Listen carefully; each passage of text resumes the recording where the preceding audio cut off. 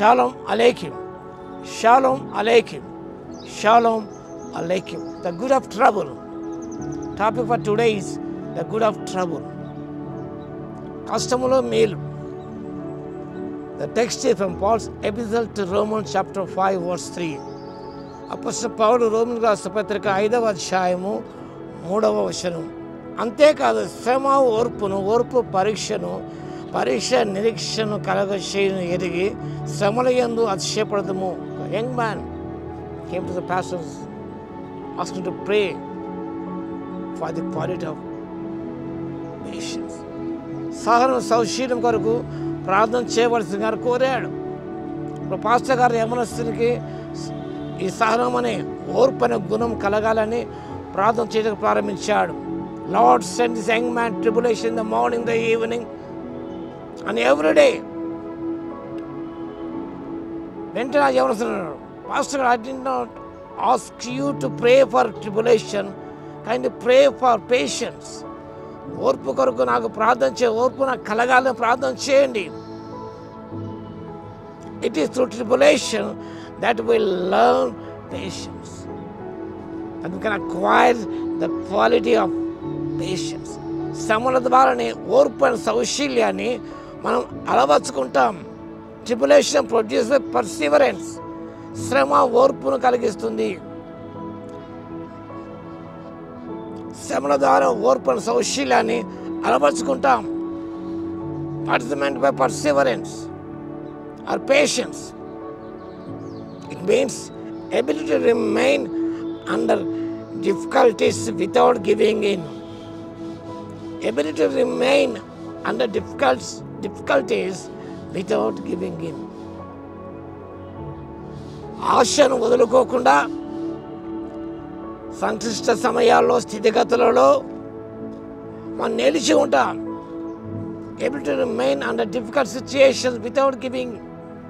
ఇంకా నా వల్ల కాదు, నేను సంసారాన్ని ఈదలేను, ఇతనితో కాపురం చేయలేను, ఈ పరిచయం చేయలేను అని అనుకోవడం కాదు. అప్పుడు పౌలు జీవితంలో ఎన్ని శ్రమలు, ఆ విషయాన్ని చక్కగా లిస్ట్ అవుట్ చేశాడు ఆయన. కొరింథీ సంఘానికి 2వ పత్రిక 11వ అధ్యాయము 23 నుంచి 33 వచనాలు గమనించినప్పుడు ఎన్ని శ్రమలు పొందాడో వాటిని లిస్ట్ అవుట్ చేశాడు. ఒక్కటి కాదండి. వాటి ద్వారా ఆ శ్రమల ద్వారా అపొస్తలుడైన పౌలు ఓర్పు అనే సుగుణాన్ని నేర్చుకోగలిగాడు. Are you facing difficult test? నీవు కూడా ఒక క్లిష్టమైన పరీక్ష ఎదుర్కొంటున్నావా? లేదా సమస్యను ఎదుర్కొంటున్నావా? ఒక వ్యాధిని ఎదుర్కొంటున్నావా? ఒక లాస్ ఎడబాటు ఎదుర్కొంటున్నావా? Mean financial crisis but difficult are facing today. ఆ స్థితిగతులను బట్టి first praise God for that situation, difficult situation. ఆ యొక్క కష్టమైన, క్లిష్టమైన స్థితిగతి వచ్చినందుకు ప్రభువా నీకు స్తోత్రము తండ్రి, స్తుతి స్తోత్రం తండ్రి అన్నాడు. Under his control everything happens to you, whatever it is enjoyable or painful. అది సంతోషకరమైన స్థితిగతే కావచ్చు, లేదా బాధకర స్థితిగతే కావచ్చు, అవన్నీ కూడా they are under the control of God.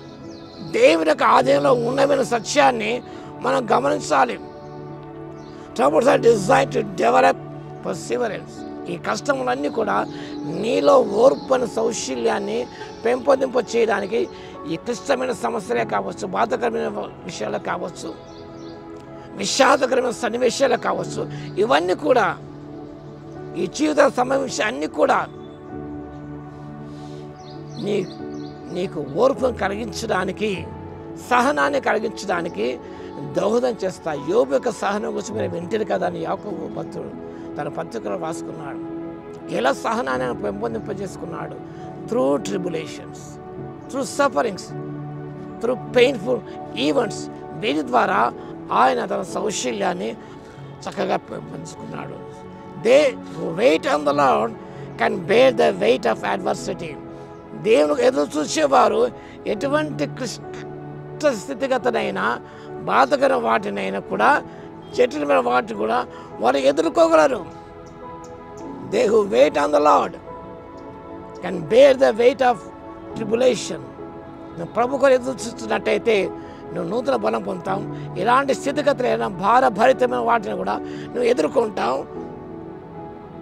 ఎందుకనగా నువ్వు ప్రభు వైపు చూస్తున్నావు కదా, ప్రభు ఆ బేర్ చేసే శక్తిని, సహించుకునే శక్తిని ఇస్తాడు. యేసు ప్రభు ఎంత సహించుకున్నాడండి, దేవుడు ఆ శక్తి ఆయనకు ఇచ్చాడు.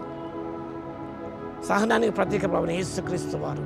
కాబట్టి మనము కూడా శ్రమ ఓర్పును కలిగించి ఎరిగి, శ్రమల యందు, కష్టముని యందు, ఈతి బాధల యందు, వ్యాధి బాధల యందు సంతోషించే ప్రభును గణపరచడానికి పరిశుద్ధాత్మ దేవుడి శక్తిని దయచును గాక. ఆమె స్తుతికి పాత్ర ప్రభువ, మీకు స్తోత్రాలు తండ్రి. వాక్యం వింటున్న ప్రతి వారి జీవితంలో ప్రభువ క్లిష్టమైన బాధకరమైన స్థితిగతుల ద్వారా వారి యొక్క సహనాన్ని, ఓర్పును పెంపొందింపు చేసుకోవడానికి, అలవర్చుకోవడానికి శక్తి ఇవ్వగలందుకు మీకు స్తోత్రాలు. వాక్యం వింటున్న దర్శించు తండ్రి, లోతైన ఆత్మీయ కార్యము జరిగించుమని యేసయ్య నామమున ప్రార్థించి వేడుకొస్తున్నాము తండ్రి. ఆమేన్.